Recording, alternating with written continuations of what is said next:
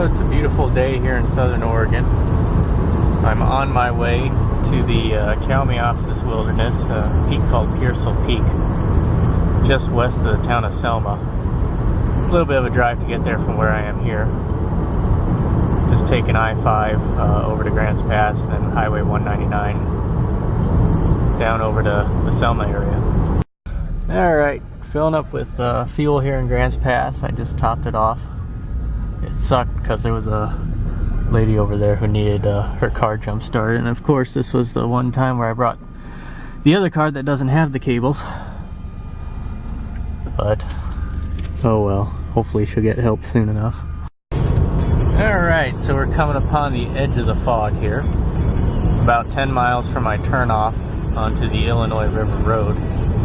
From there it's about another 10 miles until I get to the trailhead at the Swinging Bridge. And he's just waiting patiently until we get there, probably another half hour.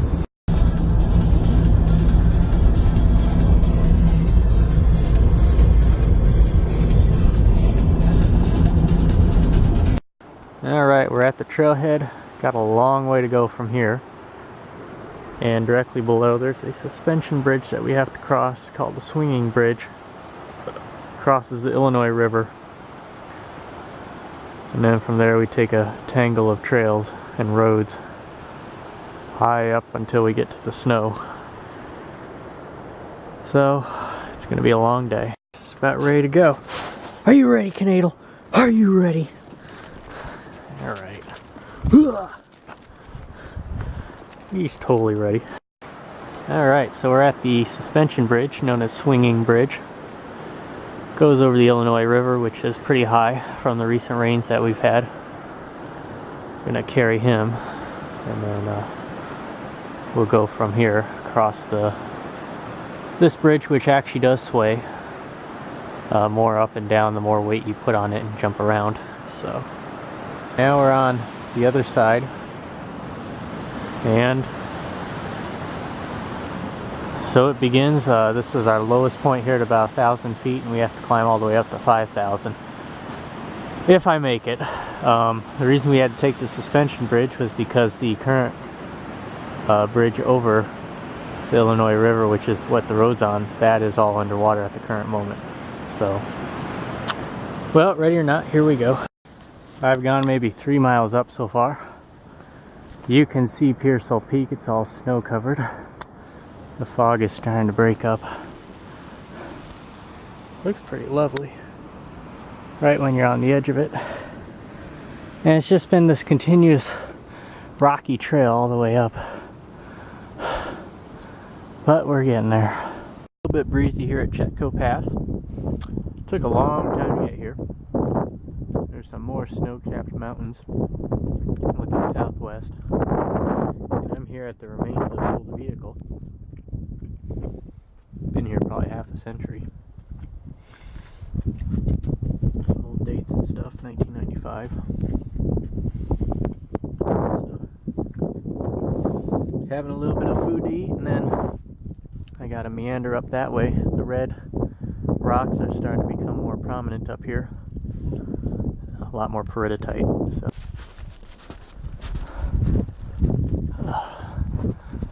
4,000 feet.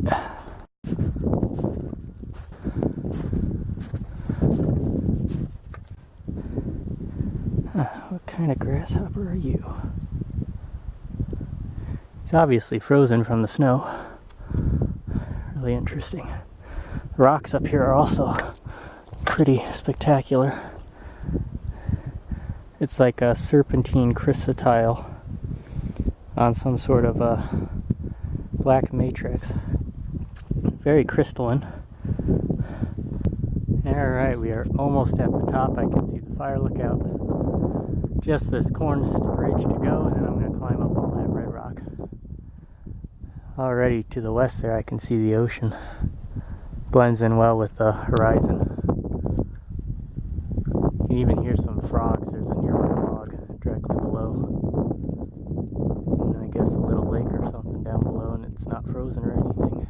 Almost there, just following kind of this rocky ridge all the way up.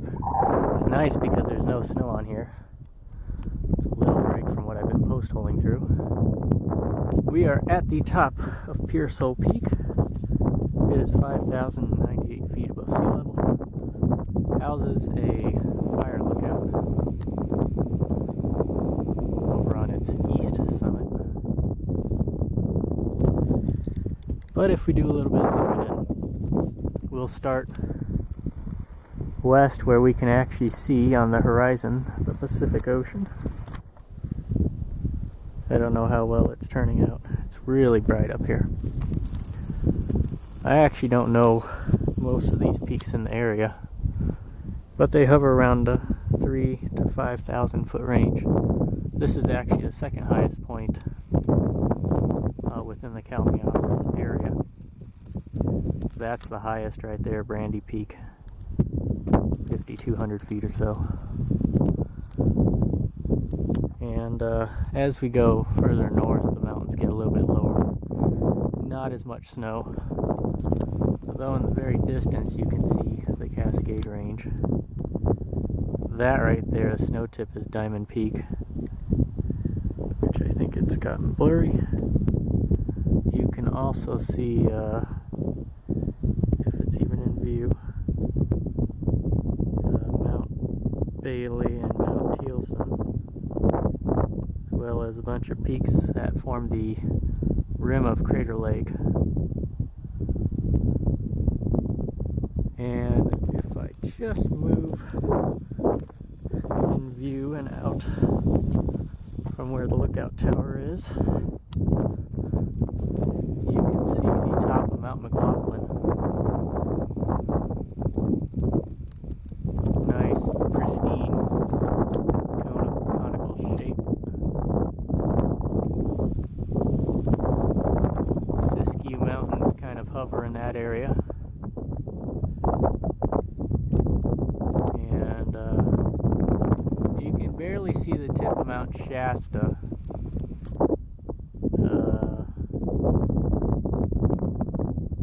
Right there.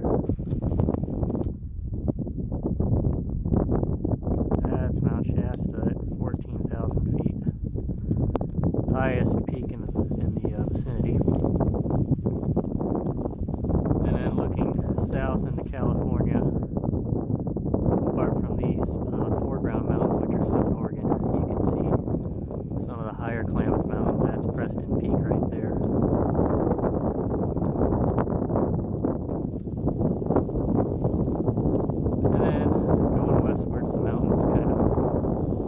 Off towards Crescent City, and then we're looking back at the Pacific.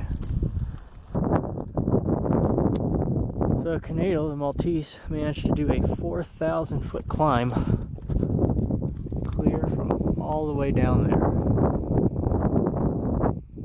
where the Illinois River is at 1,000 feet in elevation. Man, what are these tracks? They look like Bigfoot's. Oh wait, no, they're just mine.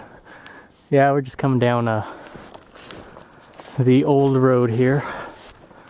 And here I am just plunging in my tennis shoes and blue jeans. I am pretty soaked and frozen. But I only have a half more mile of this crap to deal with. And then I'll be back down where my bike is. I've been picking him up as well since he's been starting to poop out, and I'll probably just have him in my backpack when I begin my glide.